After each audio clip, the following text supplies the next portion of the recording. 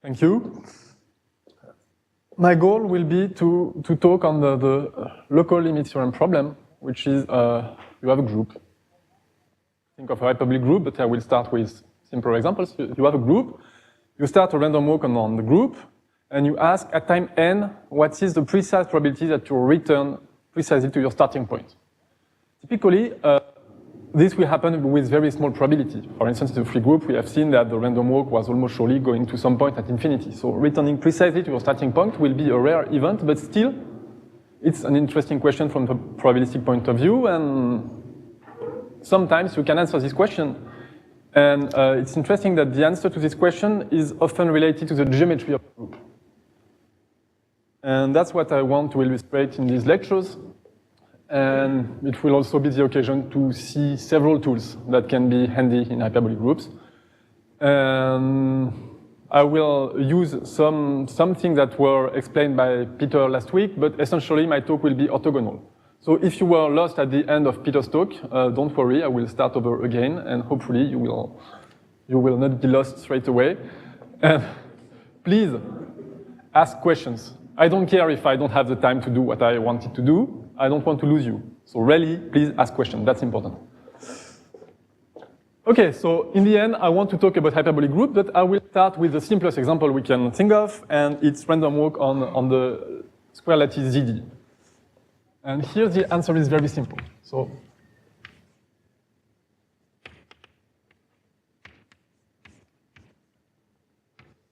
I forgot to say my handwriting is very bad. So also, if you can't read, please ask. So I will take mu, a probability measure on ZD, and I will have some standing assumption that will be satisfied essentially all the time. I will assume that mu has finite support.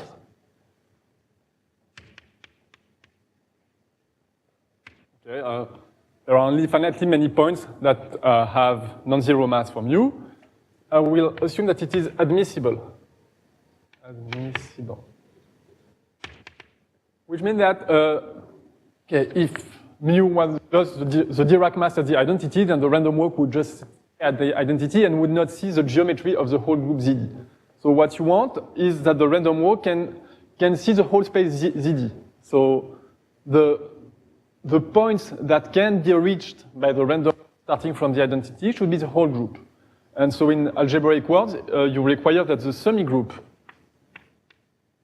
generated by the support of mu plus is to indicate the semigroup. I want it to be the whole group, ZD. And then I'm discussing local limit theorem, so probability to return at the origin exactly at time n. And now there is a stupid thing that can happen. Think of the simple random walk on ZD. Then because of parity problems, you can only return at even times. Because at even times you will be supported on even points, and at odd times you will be supported on odd points. So you can deal with this, but it makes the discussions a little bit more complicated to write. So a handy assumption is to assume from the start that these parity problems do not happen, and that's what is called aperiodicity. I want mu to be aperiodic, which means that the GCD of the times for which the walk can return at time n, so the probability is, you want this to be 1. And what is xn? You take G1, G0, G1, G2, and so on. Random variables in your group distributed like nu. And then you form the random walk at time n, which in this additive setting is just xn, it's G0 plus Gn minus 1. And later on, we will be in a non-abelian setting, and in this case, xn will just be a product like that.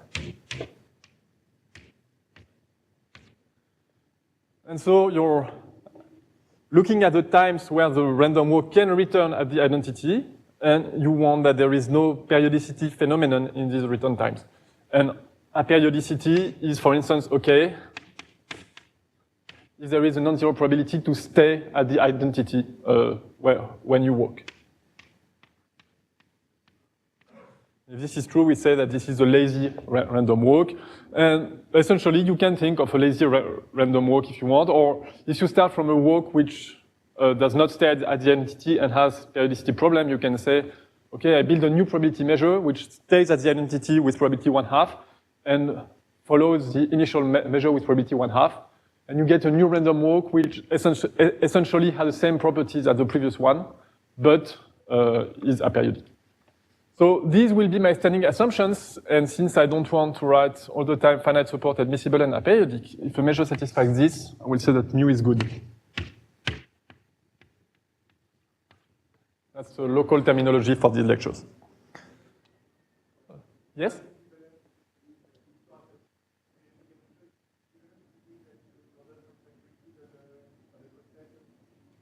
Essentially, yes. Yes, yes, yes. You can take it in one try. Yeah, sure. Okay, so what is the local limit theorem in ZD? It's the following statement. So you take mu, a good probability measure on ZD. And then in ZD, there is a difference between if your measure is centered or not centered. If it's not centered, the random walk will be going straight to infinity in one direction. So I will assume here that mu is centered, which means that the expectation of GIs here is 0. Then the probability that at time n you're exactly at the origin, which is just 0 in ZD. You have an asymptotics for this, and the asymptotics is some constant that depends on mu divided to some exponent that does not depend on mu, that does only depend on the geometry of the group, and which is d/2. That's a very classical theorem. It's maybe the third theorem you see in a probability course. The first one is a law of large numbers. The second one is a central limit theorem, and that's the third one. And the proof is very easy if you take it in the right way, and if you don't take it in the right way, it's essentially impossible to do. And the right way is to use the fact that you have an abelian group, and the random walk plays well with the group structure, so you want to use the tools that the abelian group structure gives you, and these are representation theory, that is Fourier series. So you want to compute with Fourier series, so I will not give the full proof, but I will give the idea of what you should do to prove this. You want to spread this in terms of Fourier series. And the trick is to remark that if you look at exponential I 2i pi times theta scalar xn d theta, and you integrate over the torus t to the d, what is this? Well, if xn is equal to 0, at the origin, then xn scalar theta is just 0, and you get 1. And if xn is not equal to 0, it means that you will have some oscillating function, and you can integrate it, and you see the oscillation compensate themselves exactly, and so you get 0. So we have a trick to see if the random walk returned exactly at the origin. It's computing this integral. So now if you want to compute the probability that xn is equal to 0, you just have to integrate this with respect to your probability measure.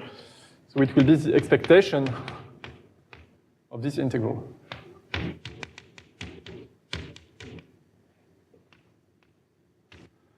And now everything is bounded. It's nice. You can do Fubini.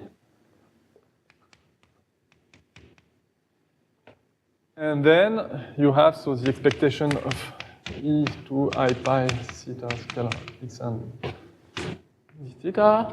And then what happens is that xn here is a sum. So here you have a product of terms, a product exponential 2i pi theta scalar g0 times the same thing with g1, g2, and so on.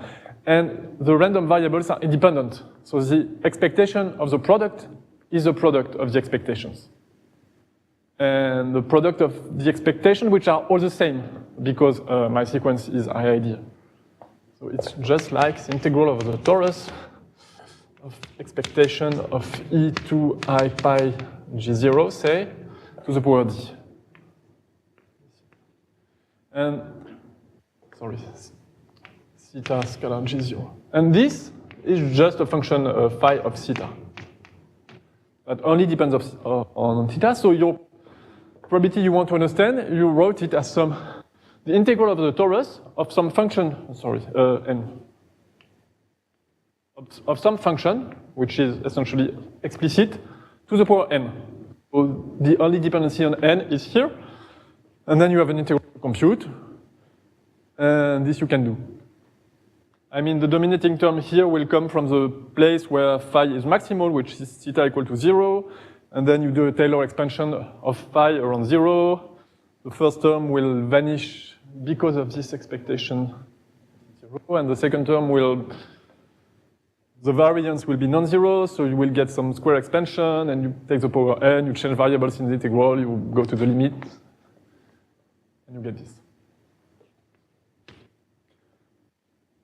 So it's an easy computation if you use Fourier series. And if you don't use Fourier series and try to do it by hand, essentially you will not be able to do it. That's really the abelian structure that makes it possible to do this computation. Okay, here there was this assumption that mu is centered. So what happens if mu is not centered?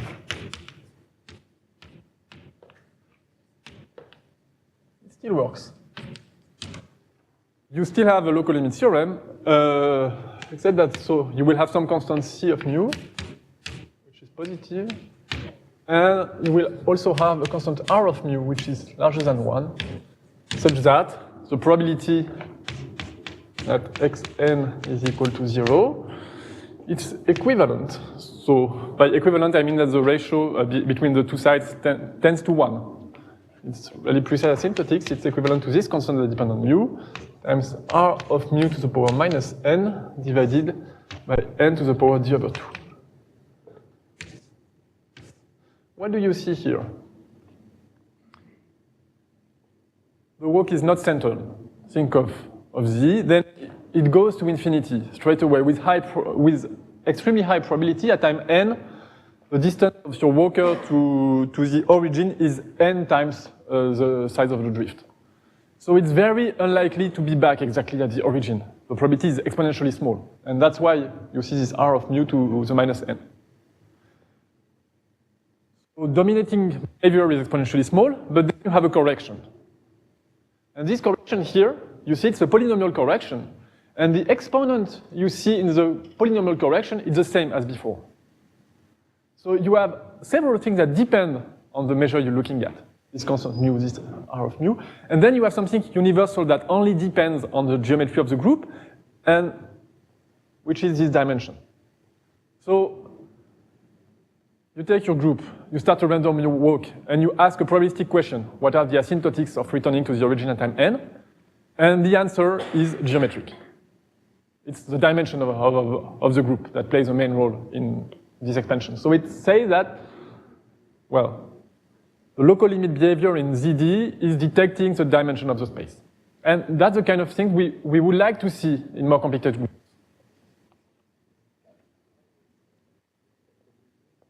Sorry? Okay, it's called the spectral radius of the walk.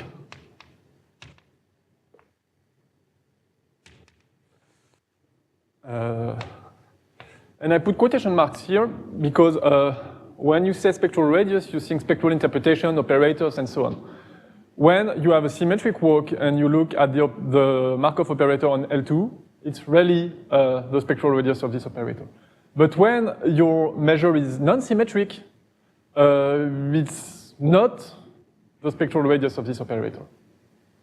Something else. It's called the spectral radius, but it's a little bit misleading.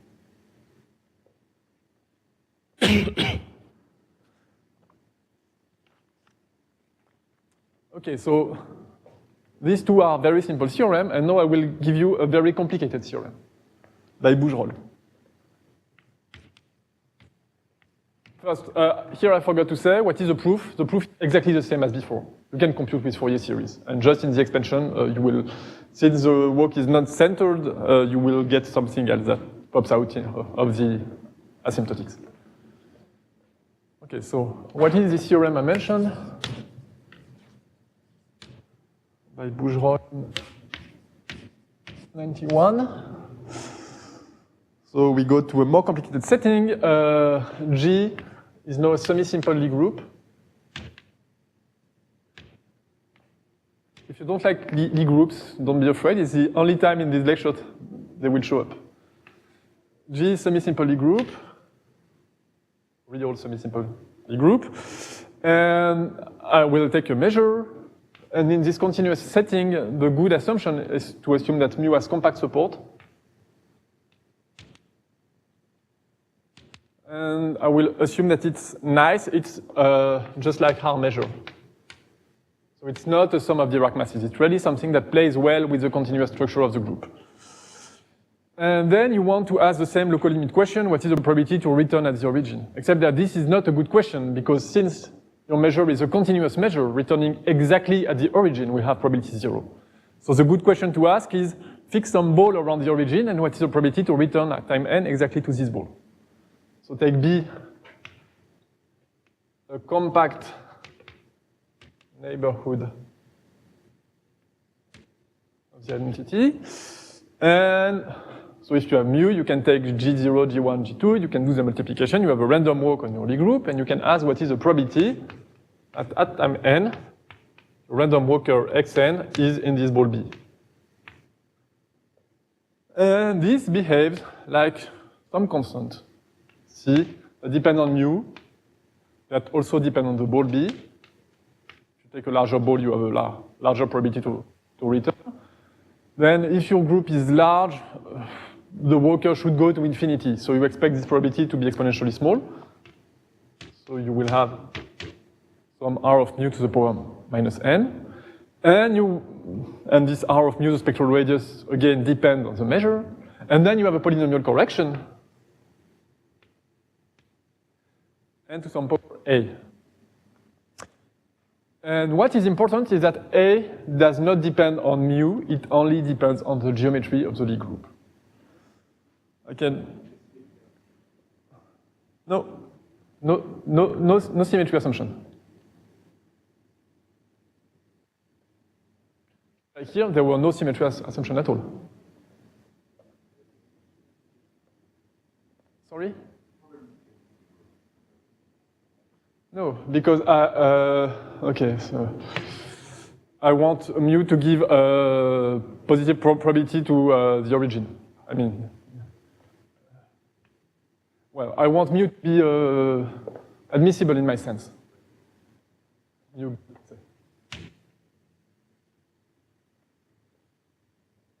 Okay, and what is A? It's something geometric. I really write what this is, but I mean, you can forget right away. I need to read my notes for this, you see.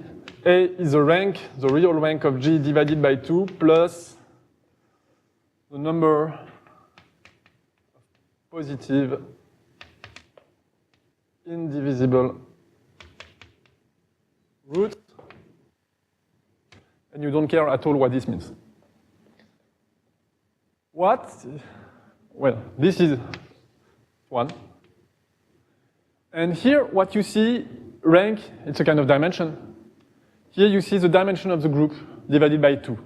It's really reminiscent of what you saw here. Except that here you're adding this stuff, so it makes it a little bit larger than the rank divided by 2. And the example to have in mind is, say, in the isometry group of hyperbolic space, HK. The rank, it's a rank 1 group, so the rank will be equal to 1, and so you just have 1 root, and so you get 1/2 plus 1, A is equal to 3/2, to 3 over 2. That's the only thing you need to know.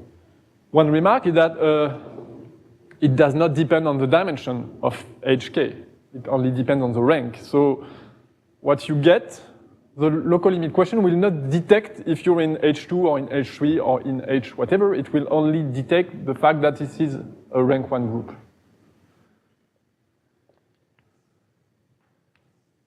And what is the proof? Proof is the same.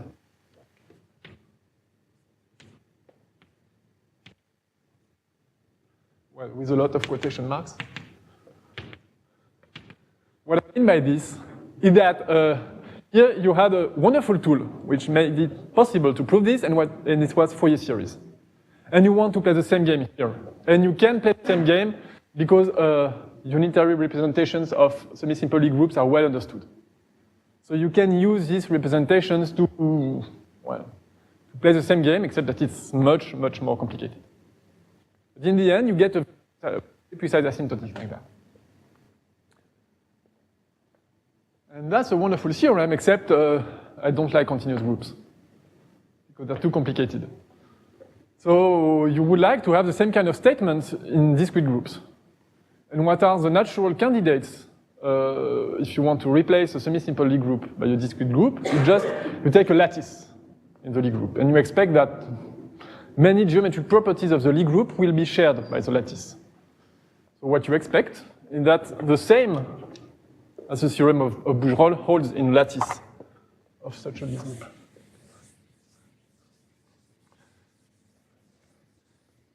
Except that it's hard.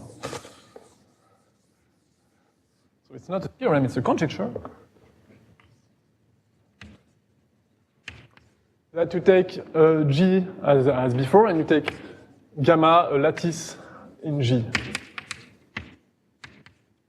Even a co-compact lattice, if you like. So it should also be true for non-uniform lattices, but even for co-compact lattices, it's not known. And then you take mu good on gamma, and you expect that the same should be true, that the probability of xn equal to E should behave like a constant that depends on mu times spectral radius that depend on mu to the power minus n, so some exponentially small term, and the correction, polynomial correction, should detect the geometry of the lattice or of the ambient Lie group, and this A should be the same.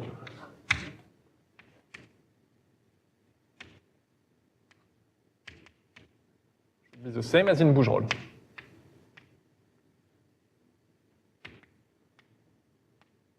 That's what you expect.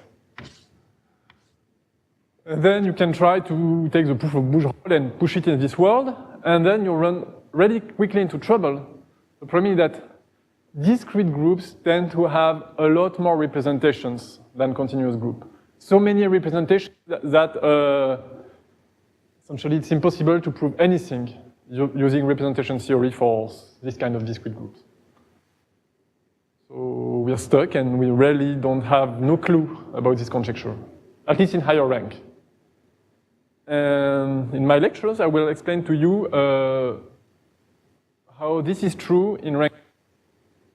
So if you take a lattice in SON1, in SOK1, the isometric group of HK, this will hold. And the exponents that will show up, it will be the 3/2 that I wrote over there. A should not depend on gamma. It should only depend on the geometry of the ambient Lie group. That's what we expect. So, from what I told you up to now,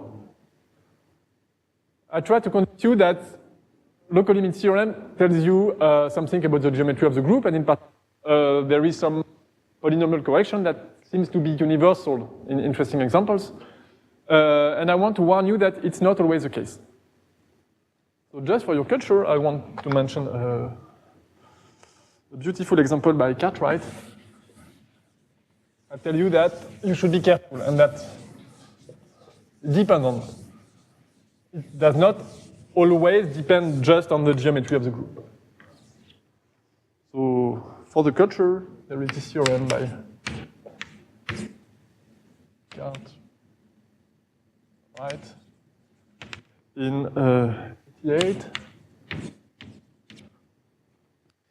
the following. Take the following group. The free product of Z5 with itself. So it has a tree-like structure, except that at each place, so you have a Z5, this is a Z5, and then you have a tree structure, you can go to a different Z, you have Z5s well, tree structures based on Z5. I cannot draw that. Okay, so since you have this tree structure, it's rather simple to understand simple random walks because it will walk into Z5 and then it will jump to another Z5 and then jump to another Z5 and so on. And with the tree structure, you know that if you want to come back, you have to go back precisely on the steps you have already taken. And this tree-like structure helps you a lot to understand random walks. And that's why we have very precise statements in this kind of groups. So what is the statement of Cartwright? It's claiming that there exist two measures, mu1 and mu2, two probability measures on gamma, which are good. And in fact, they only give, the support is the same, and you just give mass to the neighbors of the origin. So it's nearest neighbor random walk, the nicest one you can think of. So that if you look at mu1, so the probability for mu1 that the random walk is back at time n at the identity, it has some asymptotics. And these asymptotics, well, used to it, you have a constant. So C of mu1, R of mu1 to the power minus n, and you have some polynomial correction, which is n to the minus 5 over 2. Here 5 over 2, I hope that you recognize what happened in Z5. The 5 here is the same as the 5 here. So this one feels the fact that I've put a Z5. And from mu2, you will get the same asymptotic exponential behavior, and you get a polynomial correction, but the polynomial correction is minus 3/2. Which means that this one, it does not feel the Z5. It only feels the fact that we have a tree.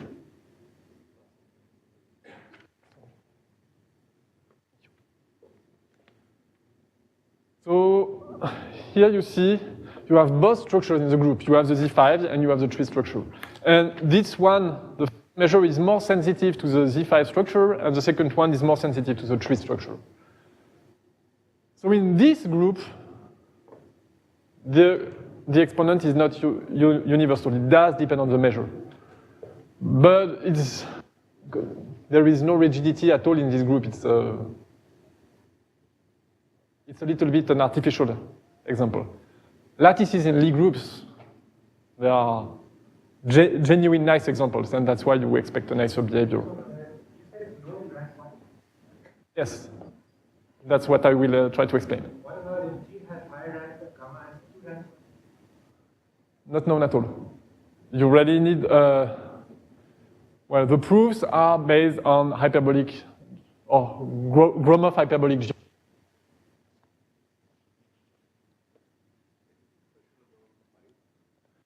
You need 5 to be strictly greater than 4. If you take 7, it will work fine with the 7 here. And even if you take Z7 star Z5, you can build a measure that will have correction 5 over 2. You can build another measure that will have polynomial correction 7 over 2. You compute. And you see it does not work for 4. I mean, it's a question of converging series or not, and the exponent in there is 5, needs to be at least 5. The proof is not really illuminating. You compute. You compute? No, it's not the case, in fact. In this kind of nice, it's the case, but sometimes it can be you can have logarithms, and even in some amenable groups, you can get an exponential which is maybe not equivalent, some weaker notion of equivalence, but you can get exponential minus n to the power 1 over 3, I think. You have behaviors like that in groups that are amenable. When the group is non-amenable, it's always exponential decay. And then the question of the correction is really not clear. And the only groups where we can say something are groups for which the geometry is very simple to understand.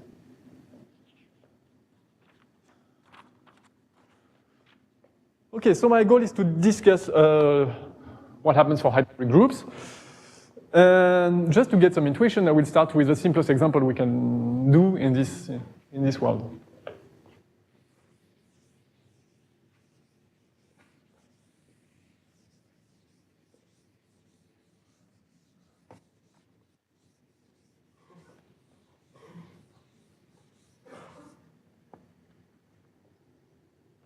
Okay, so first example in rank 1.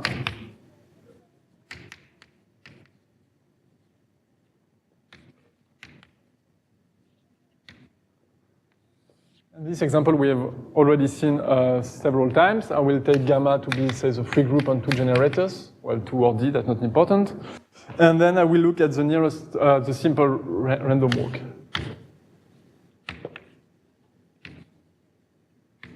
Random walk. It is you have a 4-valent tree. And at each step, you go to one of the 4 neighbors with probability 1/4.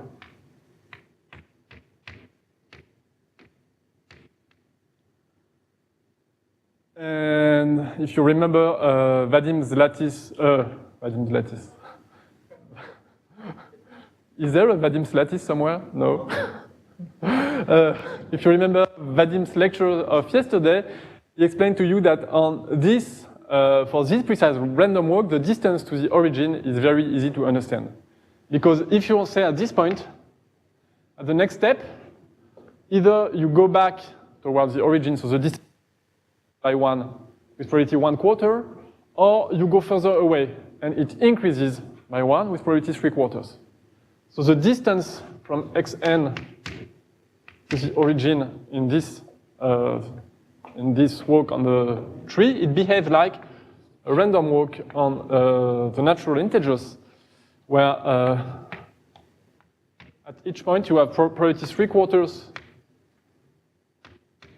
to go 1 step further away from the origin, and 1/4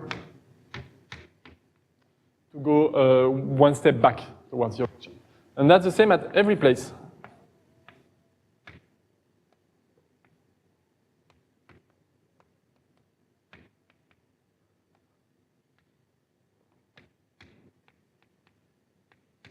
Every place except the origin, because when you're at the origin, of course, whatever choice you make, you go further away from the origin.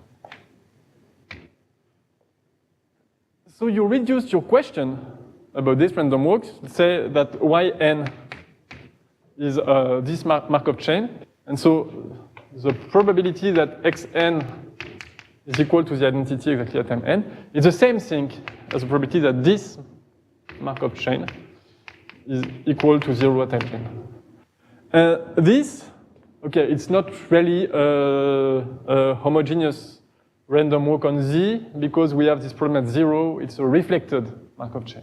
But if you forget about this, it's a homogeneous Markov chain on Z, for which we can compute using Fourier series as above.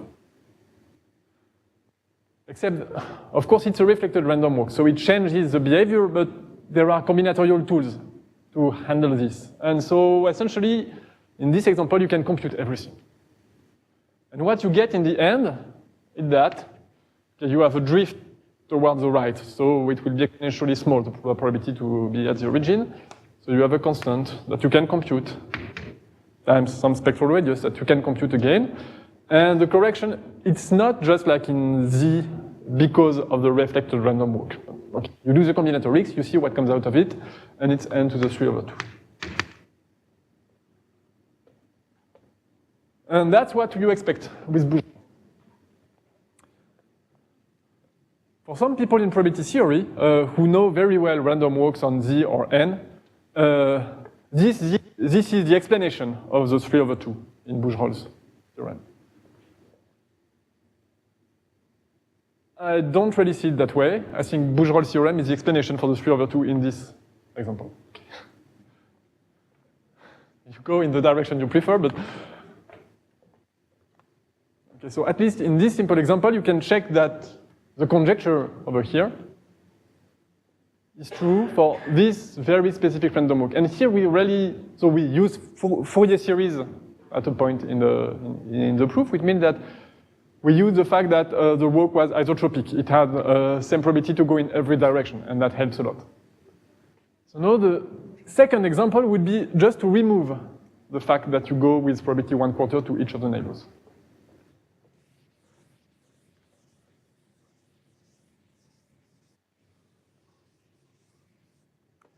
So this would be example 2. Example 2, it's still you take gamma equal to F2. Well, first, just here I cheated.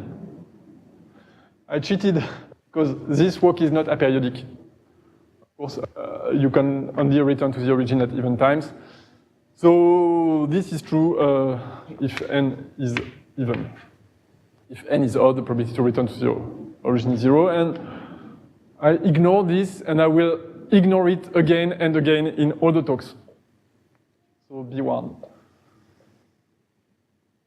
So my second example is you take the free group and you test the nearest neighbor random walk, which means that you have, so F2 is generated by A, B, n-1 and b-1. And so you take a probability measure which is supported by these points. And with this, it will not be aperiodic, and I don't. And what? The theorem by Gerl and Veus from 1986 tells you in this case. So you assume that mu is like that, and it's good. It cannot be good, but say it's good. And then there exists some constants C and R that depend on this mu, such that, well, it's always the same. Probability to be back exactly at the origin at time n, it's what you expect. And well, we have not changed the group, so hopefully we should not have changed the exponent. It should always be the 3/2 of Bourgeois in rank 1, and that's what the theorem is. So the conclusion of the theorem is the same, but the proof is not the same, because you don't have this very nice isotropic structure, so you cannot reduce to dimension 1 random walk, and you cannot use a series. But still, it's not hard. And I will explain to you how we can do that. Will be the occasion to introduce some tools that we will use again and again later on.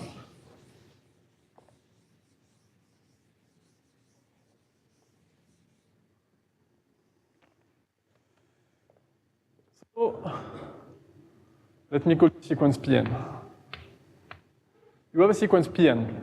You don't know anything about it, and you want to understand its asymptotics. And then in combinatorics, there is the most classical tool when you have a sequence and you don't understand it is to introduce the generating series.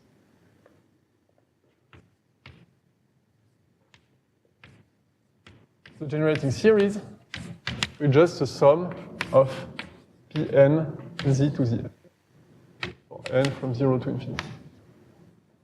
Okay, and the idea is that if you understand well enough this function, maybe, well, you will even get a closed formula for this function. And if you have a closed formula for this function, you will get a closed formula for the coefficients Pn, and then you will get the asymptotic expansion you want. So very classical strategy, and here I wrote it as a combinatorial trick, but it also has a nice probabilistic interpretation because this is a green function from the identity to itself with some parameter z. And that's the interpretation that will show up again and again later on. I just want to rewrite this as a sum over all passes. So you have your group and you take a pass. From the identity to the identity by a pass, I mean a sequence of points. So maybe you do this and then you jump here, here, here, here, here, here, here, here. Okay. And you start from the identity, you go back to the identity, and I'm saying that this is z times the power length of the path times the probability to follow the path. What is the probability to follow the path? Well, the probability to take the first edge times the probability to take the second edge, the third edge, and so on. That's what I mean by this. That's the definition. So if you prefer, it's the product for I from 0 to length of gamma minus 1 of mu of gamma of I minus 1, gamma of I plus 1. That's just what I said. Because at each step, the probability to jump from gamma of I to gamma of I plus 1, but since my random walk is homogeneous, it's this. Okay, so why do I claim that this and this is the same? Well, Pn, the probability to return at n, it's exactly the sum over all passes from the identity to the identity of length n of the probability to follow this path. And that's why you get this. And then, okay, I would like to understand this function, but it's a little, I will introduce auxiliary functions to do this, which will have the same kind of nature, except that I will sum over restricted classes of passes. So for S,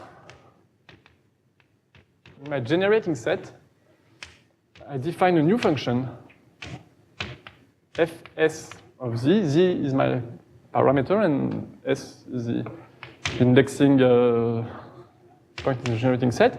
It's the sum over gamma from E to E of Z over gamma, the probability to follow gamma, except that here I'm adding a condition.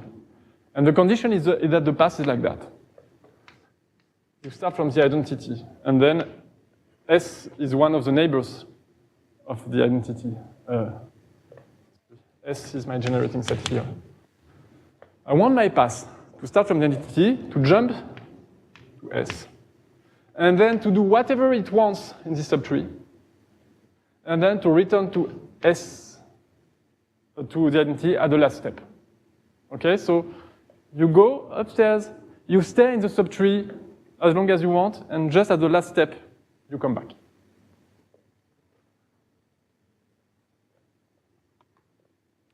Okay, so why is that useful? First, I'm claiming you can write the whole green function g of z in terms of these auxiliary green functions. All these functions, I will always call them green functions. Okay. So the green function for z is the sum over all passes from the identity to itself. What can a path do? It starts from the identity. Then it walks in some direction. Say it walks here, in the direction S1. It walks like that, and then it comes back. That's the first return to the identity. But then it does not have to stop. I mean, I'm looking at the sum of all paths from the identity to itself. They can do that again. So maybe then it will go like that, wander around and come back. And maybe a third time it will go, I don't know, maybe it will go back to S1, do something else here, and then come back. And then maybe it will stop. So it means that any path from E to E, you can write it as a concatenation of paths that return to E just once. Gamma, you can write it as gamma 1, gamma k, and gamma 1, it's a path like that. Goes to something, walks around, and comes back. So gamma 1, it appears, well, that's one of the passes that appears in the restriction grid function as associated to this S1. So it appears, well, in Fs of Z for some S. And since I'm looking at all passes from E to E, I will have other passes that will start from with a different S and will appear so in a different function Fs. So for some S. And the second gamma 2 also, it will be in one of the fs, and so on, and then this one also. And the k, the number of returns the origin, is arbitrary. Which means that this green function, it's exactly the sum from k from 0 to infinity, the number of times my path returned to the origin. And then here you see the probability to follow gamma, it's multiplicative. It's the probability to follow gamma 1 times the probability to follow gamma 2 times the probability to follow gamma k. And the z to the length of gamma, it's exactly z to the length of gamma 1 times z to the length of gamma 2 times z to the length of gamma k. Everything is multiplicative here. Which means that what you will get sum for s in S of fs of z to the power k.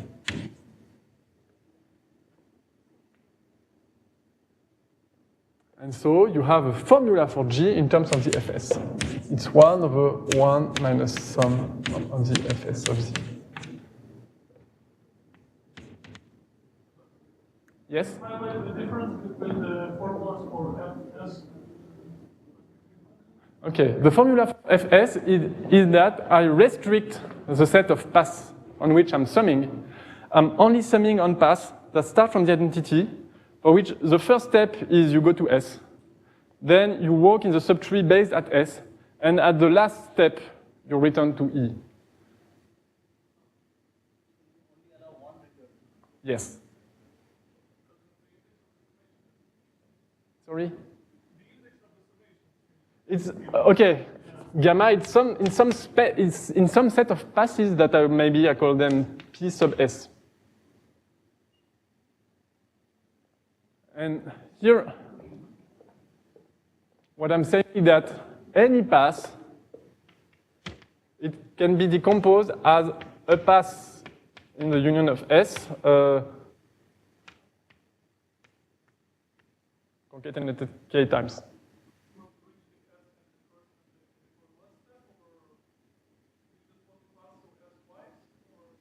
No, you can pass through S as many times as you want. The only requirement is that you just pass through the identity once. Just to get a nice decomposition of paths, in fact, in terms of the successive, take a path and you look at the successive return to E, and these successive bits, they have to be in one of the PS. Okay, so that tells you if you want to compute the green function G of Z, you just need to compute the Fs, which does not seem really easier, but I'm claiming it is. Because you can play the same game with the Fs.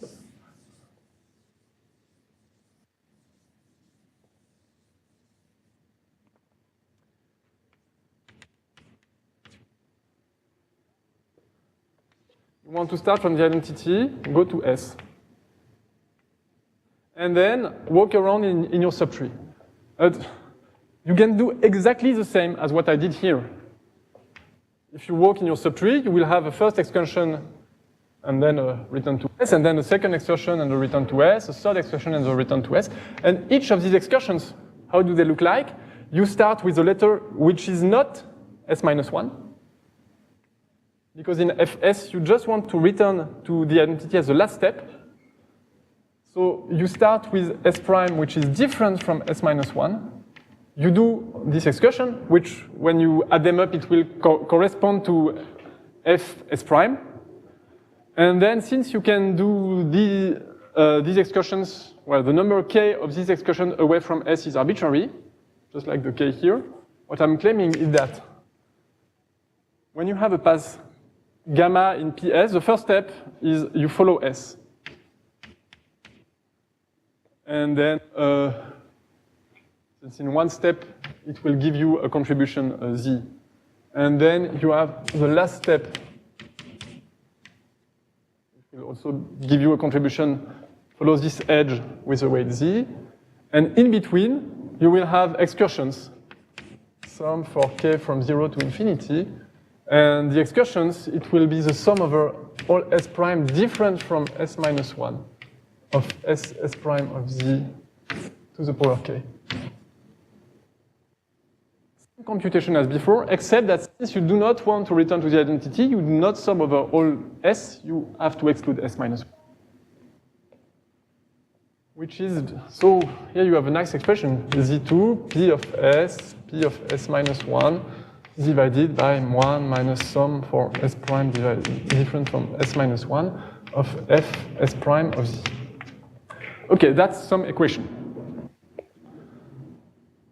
So, well, one equation for each S. So you have a cardinality of S functions, unknown functions Fs of Z, and you have cardinality of S equations relating these functions. So it's when you have a system of cardinality of S equations, cardinality of S unknowns, you can solve the system. It's not a linear system, it's a system of nonlinear equations, but still, in fact, here it's very simple and it can be solved explicitly, and I will not do it, but it can be solved just in terms of quadratic functions. This system is very simple, you can solve it. And so what you get from this is explicit expression for each Fs of Z. And once you have an explicit expression for Fs of Z with square roots of something, you plug it here and you get an explicit expression for G.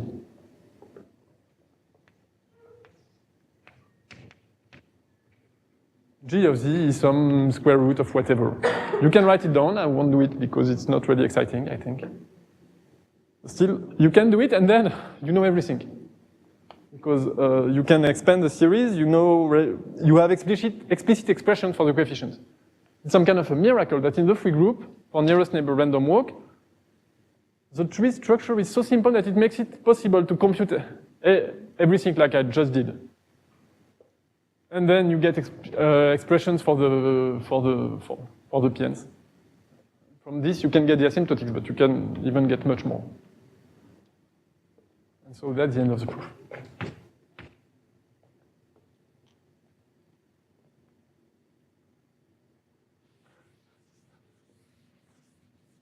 So it really comes from the tree structure.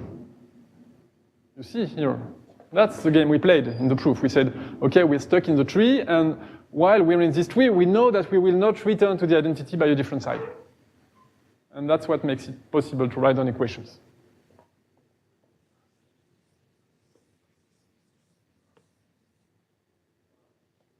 Yes.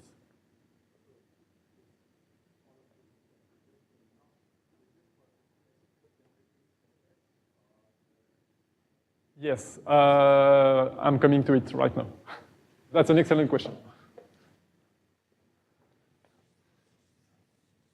If you take example 3.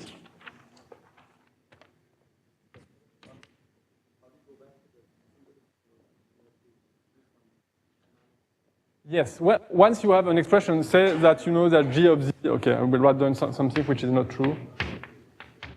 Suppose that you knew that G of Z was something like square root of R minus Z, where R is radius. Then you just need to know the expression for the coefficient of Z, and this you have.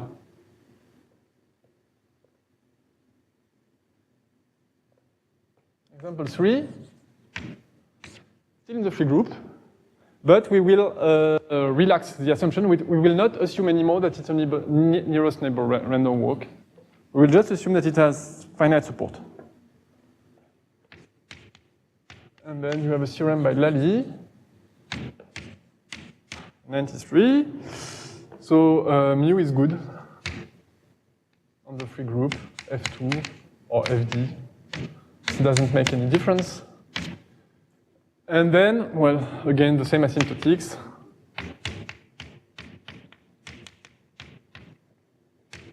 C of mu, R of mu to the minus n divided by n to the 3/2.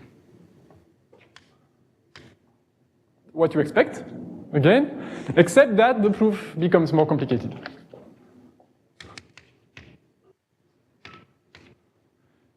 We would like to play the same game. We would like to say, okay, he will again compute the green function. you will introduce some auxiliary green function like that, summing on well-chosen set of pieces. But then when you try to write down the equation, say you take exactly the same functions fs, and maybe your walk can do jumps of size 2. If your walk, or maybe jumps of size 10, in that when you're here, walking in this subtree, maybe your walk can decide to jump straight away to this subtree here without visiting the identity or S or S1. And then you're stuck. I mean, you will not be able to express a nice recursive formula for fs like that. What Lally does is he will not just look at the functions fs parameterized by just one neighbor of the origin. He will look at sets of points, say that your measure on the ball of radius r, which means, of radius k, which means that the jumps cannot be of size larger than k. And then he will look at auxiliary green functions parameterized by all subsets of the ball of radius k around the origin. So you have many such sets. But if you write down all these green functions, it's nice enough that you can write down many equations relating these many green functions. As many equations as the number of green functions you have. So you have many auxiliary green functions.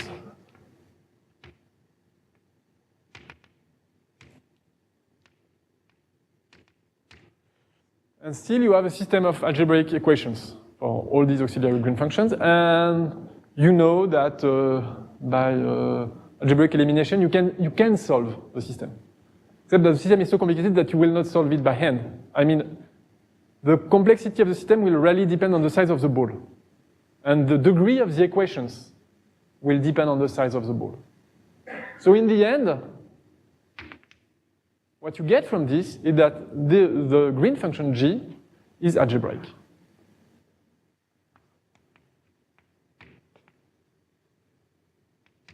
Except that in this situation, g was algebraic of degree 2. And for an algebraic function of degree 2, you know exactly what the coefficients are. If you have an algebraic function of an arbitrarily large degree, things are less clear. What can you do with that? Yes. It satisfies an algebraic equation, sum of g of z to some power times some polynomials of z is equal to 0. So it's nice, but it's not enough to get the asymptotics. So you need a new tool.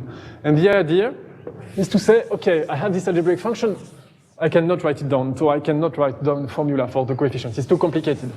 But instead of this, I will resort to some Tauberian theory. Whenever you have some analytic function in a nice domain, there are tools that tell you, if you know the behavior of the function, say at the first singularity, then you know the asymptotics of the coefficients. And that's the new tool he will use here. So what kind of Tauberian theorem do I mean here? There are infinitely many different statements in complex Tauberian theory. I will just give one, which is symptomatic, say, of what you can have. So Tauberian's complex Tauberian theory.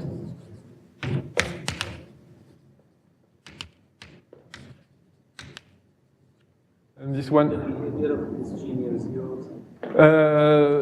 you'll see in the theorem, but it's not near 0 that it will be important. What will be important is the behavior at the first singularity. You see G is defined on some disk, and on the boundary of the disk there is one point it will blow up, and the blow up will dictate the asymptotics of the coefficients. Like that.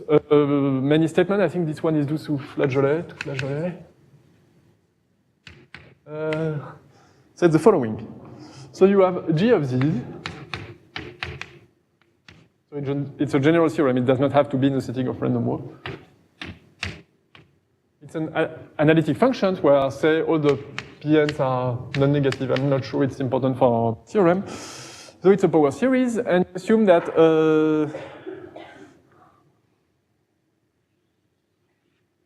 it's well defined on a disk, and the radius of convergence, I want to call it R. And then if the coefficients are non-negative like that, it will blow up along the real axis, because at other points it will be bounded by what happens at the real axis. And you assume that, so let me call this disk D, the disk of radius R, and you assume that you have some domain like that.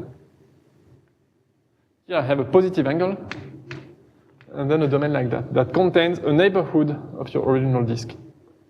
Let me call the extended domain D tilde.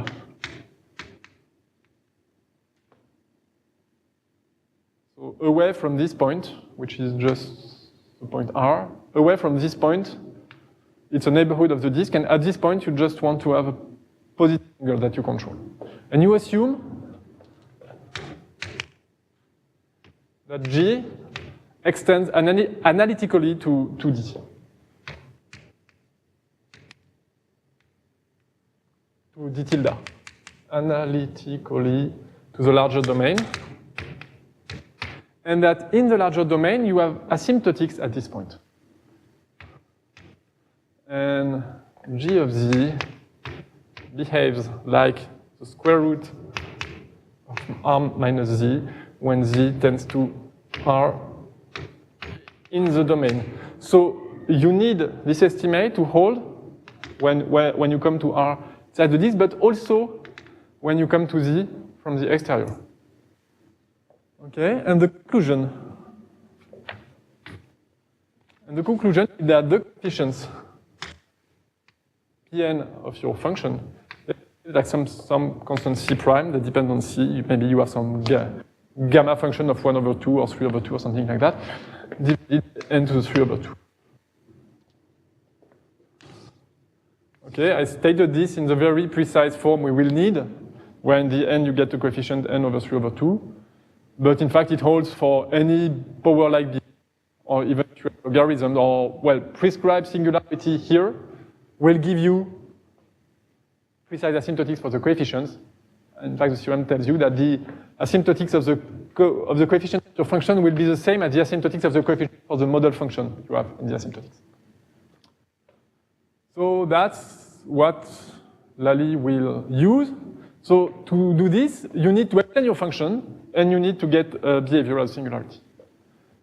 Well, extending the function, it's very easy, because here you have a function which is algebraic. So algebraic function you can extend. Whenever you're not at a singularity, you can extend. And then you look at the radius of convergence, which is given by the growth rate of Pn. Well, the decay rate, the inverse of the decay rate of Pn. And you check that on the disk of radius R, this will be the only singularity of your green function that's related to a periodicity. If you had periodicity problem, that you would see other singularities show up on the circle, but if you are periodic, it's the only singularity, and then to understand the behavior of your function at this point. You want a square root behavior. You know that G is algebraic, but very high degree equations. But if you look at your equations and you look at happens just very close to singularity, you can track down the degree of all the equations as a singularity.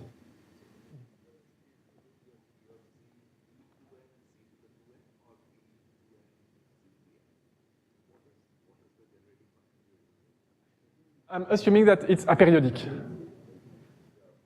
So sum of Pn z to the n. No, if it's aperiodic. If it's not aperiodic, you will use this function, but you will see that you will have a singularity here and a singularity here. And then when you will apply the Tauberian theory, you will have two contributions from these 2 points, which will give you different behavior at even and odd times. Okay, so G is algebraic, and you have auxiliary green function, you have many equations, and you can, in the proof here that I did not do, you can follow the degree of the equations precisely at this singular point R. And this you can track down well enough to see that at this specific point you get an equation of degree 2. And that's how you get the square root behavior to apply the Tauberian system and to get the n over 3 halves. So that's the strategy of the proof, and the details are complicated, and I will not try to get into the details. In fact, I don't think I could do the details. You really need to know how to compute, and I don't. So it's still rather specific to free groups, because here you really use a tree structure. You say if you're stuck in a subtree and you cannot jump by more than k, then you're already stuck into the subtree and you will not jump to a different place. And now, okay. What I really want to do is look at general hyperbolic groups.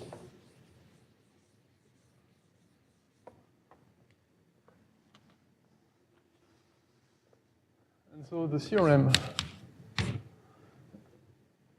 that we proved with Lally in 2013, so an old theorem now, is that you take gamma any Gromov hyperbolic group,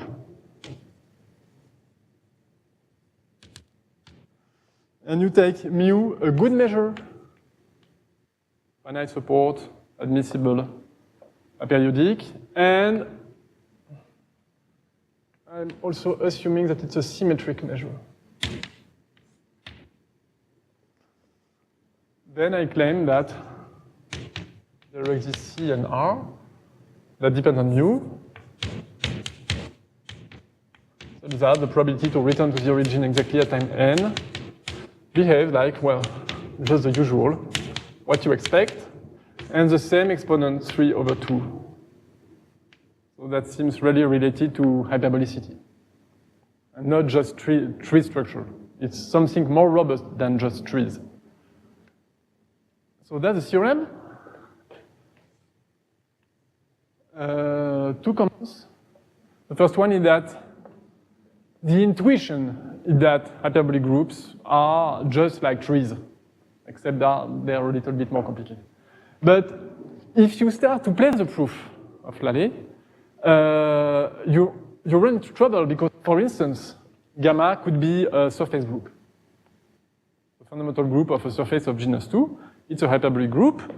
Locally, it's essentially as nice as a tree. And the main difference is that it's one-ended, which means that the geometry of the group is the same as the geometry of the hyperbolic plane.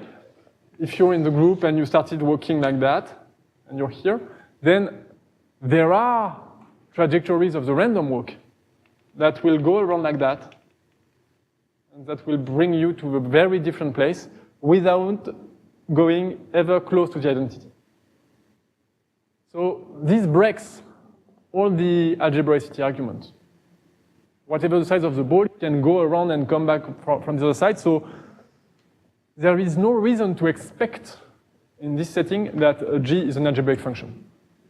It's not known, but everyone accepts that it will be a transcendental function, the green function.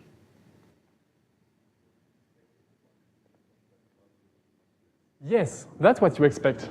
Because here, if I'm at distance n of the origin, a path like that has length exponential n. So to follow this path with a random walk, it's extremely unlikely. So you expect that you will not feel this, and essentially you will go on like that and converge to a point at infinity. This we know, and this Badim has essentially explained. Sorry? Okay. I wasn't here. Okay. So I will not prove it again, but with a very nice argument due to Furstenberg with martingales on the boundary, you can prove that the random walk almost surely converges to a point on the boundary. But almost surely converges is not good enough for what we want to do, because we're interested in events of extremely small probability.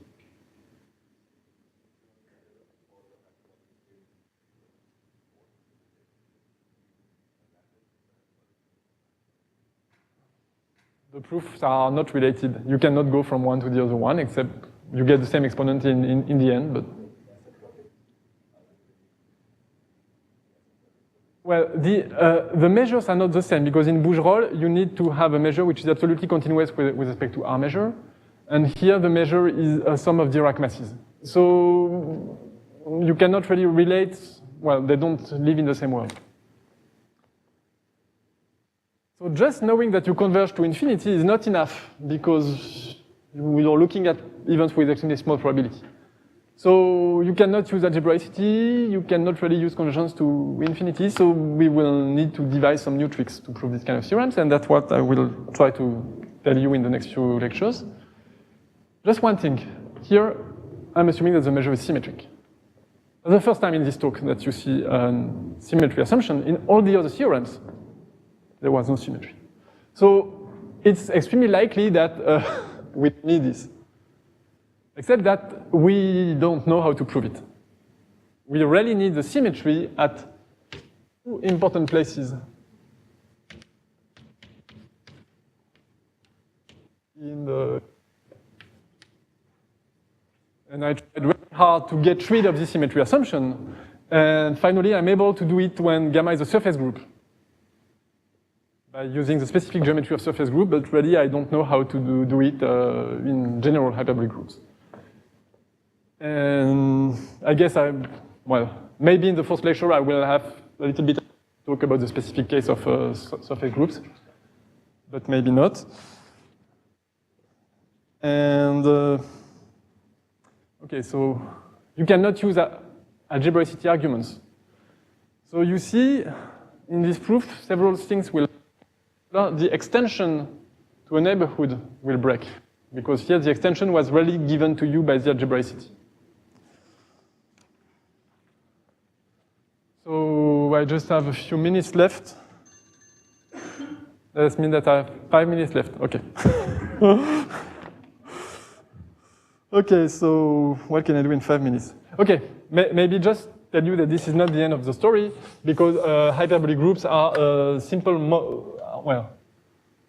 You have maybe more fundamental objects, which are Brownian motion on hyperbolic manifolds. And this is not the end of the story because there is this very nice theorem by Le Drapier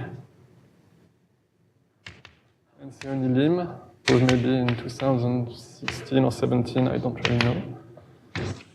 Where they do, where they do the following. You take M tilde, the universal cover of a compact manifold M of strictly negative curvature everywhere. And then the analog of a random walk here is a Brownian motion on M tilde. So you take your Brownian motion, you let it run until time t, and then your Brownian motion has at time t has a density, which is called the heat kernel. And so let t of xy be the heat kernel at time t. And then the analog question of this would be what is the asymptotic behavior of the heat kernel on this kind of manifold. That's a fundamental question on which people had been stuck for a long time, and Le Drapier and Lim have proved that in this setting, then you have PT, so you fix 2 points x and y empty. You fix them and you ask what is the probability at time t to go from x to y. How does it behave when t goes to infinity?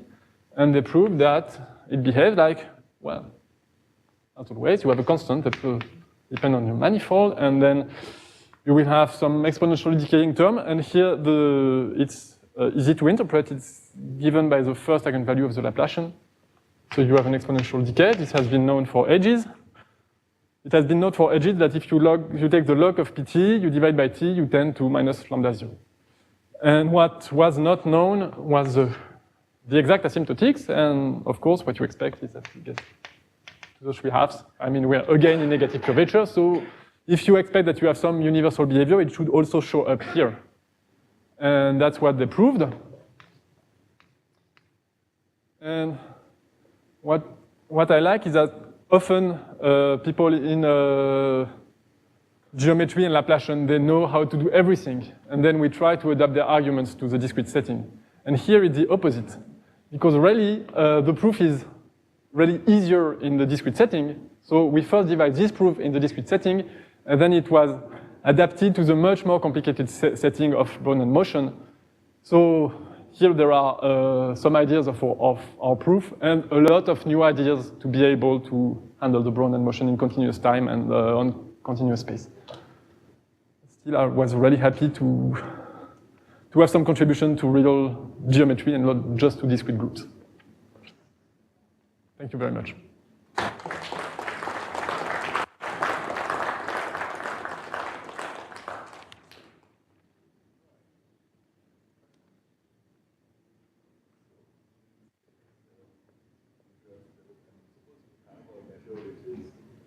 All supported, and the orbit says you take generators and you take some smooth measure. Yes.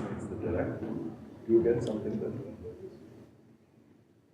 I don't know. Really, I don't know. It's really, the tools in the two worlds are completely different. It's really hard to make one switch to the other. So I guess what I'm asking is, here your group is acting on its own Cayley graph, Yes. and the other thing that it shows it's a group acting on a hyperbolic space. That's the same kind of setting, but it's hard to relate one and the other. Well, I don't know how to do that. Lally's proof, for example. Can you do it when mu is not finitely supported but has exponential moments finite? Okay, for Lally's proof, no. If you want to get algebraicity, you really need finite support. The proof here is more geometric, so it's more robust in a way. And it works if mu has large enough exponential moments. So if mu has Gaussian tails, it's fine. And if mu has exponential moments, but the exponential moment you need is related to the asymptotics of mu, so it's complicated to state in this way. So just if mu has super exponential tails, this still holds.